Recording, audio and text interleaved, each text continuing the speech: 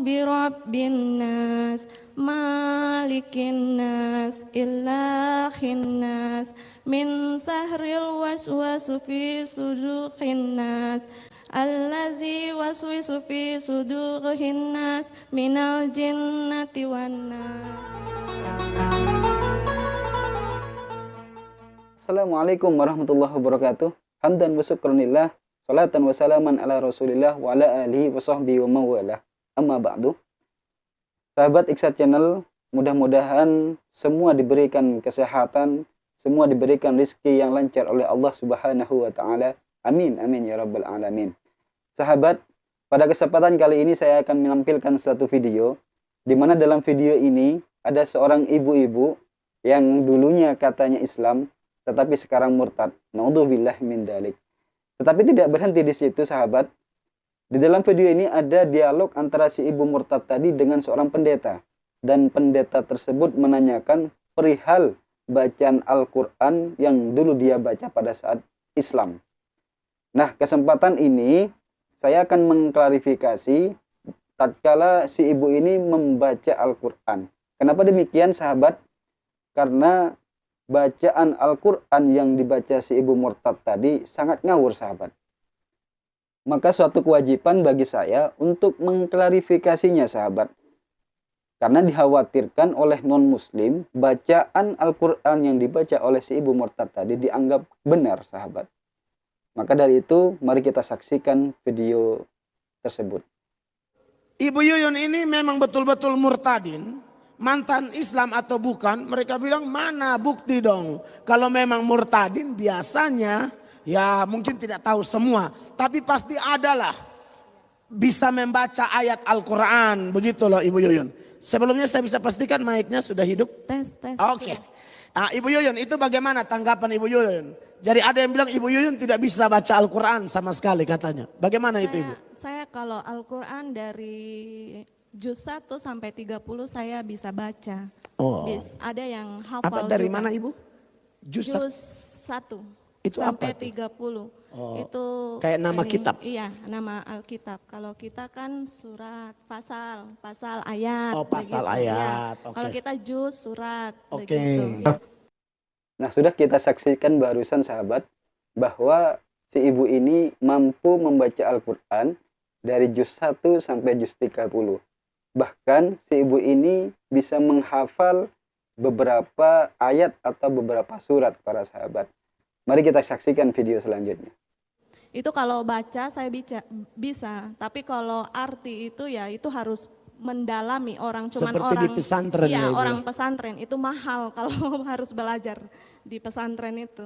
Oh, jadi iya. Kesimpulannya karena memang Al-Quran itu kan pertahankan bahasa Arab Ibu ya. Bahasa Arab. Sekarang ini saya lihat sudah ada terjemahan. Saya lihat terjemahan banyak. Sekarang enak, ada tinggal buka di Google atau YouTube kita bisa belajar. Kalau dulu kita harus ke pesantren, itu di luar, kalau di dalam tempat saya nggak ada, harus ke kotanya. Di kota Iya, Palembang kota gitu. Palembang. Kalau dulu saya sekolah SMA juga di kota Palembang, tapi kalau mau masuk pesantren itu butuh biaya banyak. Nah, sebelum kita mendengarkan si ibu ini mengaji, tadi si ibu ini sempat membahas masalah pondok pesantren. Di mana ketika kita mau belajar Al-Quran, kita mau belajar terjemah Al-Quran, kita harus masuk terlebih dahulu ke pondok pesantren. Sementara biaya pondok pesantren sangatlah mahal, sahabat. Nah, di sini saya akan menanggapi bahwa setiap orang yang pernah masuk di pondok pesantren, pernah belajar di pondok pesantren, pastilah tahu biaya-biaya pondok pesantren. Biaya pondok pesantren tidaklah mahal, sahabat. Bahkan di pondok saya dulu, di pondok pesantren Al-Ihsan Cirebon yang ada di kota Sampang, Madura, itu tidak ada biaya-biaya SPP, tidak ada biaya bulanan dan sebagainya, sahabat. Hanya saja biaya makan dan minum kita sehari-hari. Nah, konsep pondok pesantren dengan sekolah umum ini sangatlah beda, sahabat. Kalau sekolah umum, itu ketika kita tidak bisa membayar SPP, kita tidak bisa membayar bulanan, itu kita akan kena sanksi, sahabat. Bahkan kita akan dikeluarkan dari sekolah itu tersebut. Beda halnya dengan pondok pesantren. Kalaupun orang tua mau memasukkan anaknya tetapi ada keterbatasan biaya, keterbatasan ekonomi, Asalkan dia mau memberitahu pengurus, memberitahu kiai, memberitahu pengasuh, tidaklah mungkin, mustahil dia akan menolak. Pondok pesantren itu akan menolaknya. Itu sahabat perbedaan antara pondok pesantren dengan sekolah-sekolah umum. Mari kita lanjut videonya. Ya. Saya baca ayat pendek dulu ya. Silakan, Bagem silakan, ya, Ibu. yang biasa dibawa waktu sholat ya. Silakan Ibu. Kira-kira mau baca berapa ini? Ya, satu, Bagem? dua Ya, aja satu lah. dua aja ya. Yang Ya. silakan. Bismillahirrahmanirrahim. Qul huwallahu ahad. Allahus samad.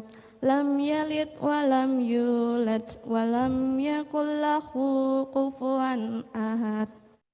Nah, barusan sudah kita dengar bersama sahabat bahwa si ibu ini telah membaca salah satu surat dari Al-Quran, yaitu surat Al-Ikhlas sahabat. Tetapi bacaan Al-Qurannya itu banyak yang salah sahabat.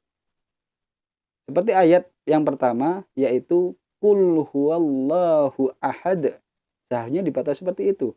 Tetapi si ibu ini membaca dengan Qul huwallahu ahad. Nah, kalau dibaca seperti itu sahabat, tidak ada makna, tidak ada artinya. Beda halnya dengan dibaca Qul huwallahu ahad. Qul, katakan Muhammad, huwallah, dialah Allah, ahadun, yang esa. Nah, seharusnya dibaca seperti itu. Kalau haknya diganti dengan alif, dibaca Qul huwallahu ahad, maka tidak ada arti di sana. Allahus samad. Seharusnya dibaca seperti itu. Tetapi ibu si tadi membaca dengan Allahu samad. Tidak ada tasdid di shotnya. Dan ujungnya tidak dikolkolahkan, sahabat. Lam yalid wa lam yulad. Tetapi si ibu membaca dengan lam yalid wa lam yulad. Wa lam yulad. Cenderung dihamskan ujungnya.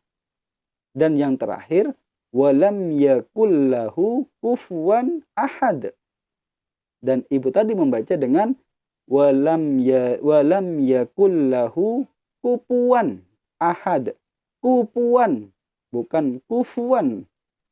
Nah, kita lanjut dengan video berikutnya sahabat.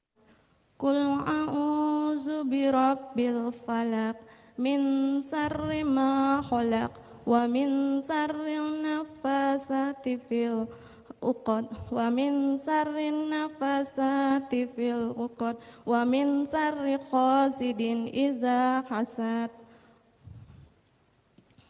Nah sahabat, barusan sudah kita dengar bersama pembacaan Al-Quran si ibu tadi, di mana si ibu tadi membaca Al-Quran surat Al-Falaq sahabat. Dan herannya, meskipun si ibu tadi membaca, melihat ayat tersebut, tetapi banyak yang salah sahabat.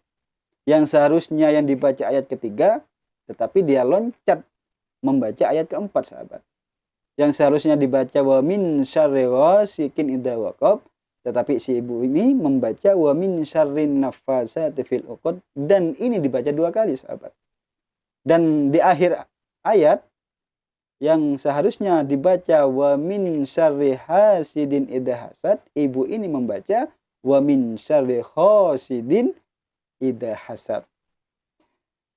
Sahabat, Al-Quran atau bahasa Arab ini berbeda dengan bahasa yang lain sahabat.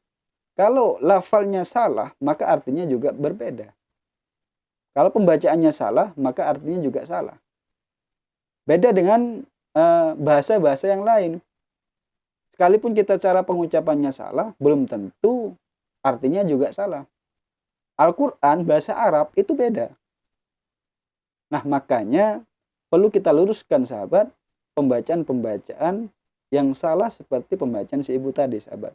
Kita lanjut di video selanjutnya.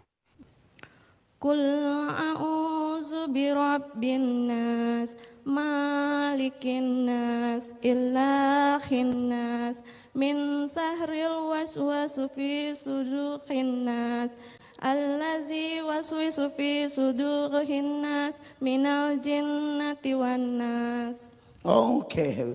Ibu, kalau saya sendiri saya sudah terlalu percaya. Saya pikir kalau teman-teman orang Islam yang nonton mereka sudah tahu bahwa itu pasti.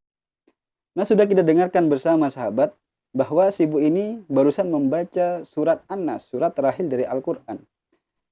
Dan bukan hanya kesalahan dari tajwid, bukan hanya kesalahan dari makharijul hurufnya, tetapi cara membacanya juga diloncat-loncat, sahabat. Yang seharusnya yang dibaca ayat yang keempat, tetapi diloncat lagi sebelum selesai, diloncat langsung ke ayat kelima. Qul a'udzu birabbin nas, malikin nas, ilahin nas, min syarril waswasil khannas. Tetapi si ibu ini membaca min syarril waswasi fi sudurin nas. Ini sangat disayangkan sekali, sahabat. Dan harus kita klarifikasi bahwa ini suatu kesalahan, bukan suatu kebenaran, sahabat. Dan mudah-mudahan video ini bermanfaat bagi pendengar, terutama bagi pemirsa Ikhsad Channel. Dan saya harap video ini bisa sampai ke ibu tadi agar bisa membenarkan atau mengklarifikasi bacaan-bacaan yang telah dibaca tadi. Terima kasih. Wassalamualaikum warahmatullahi wabarakatuh.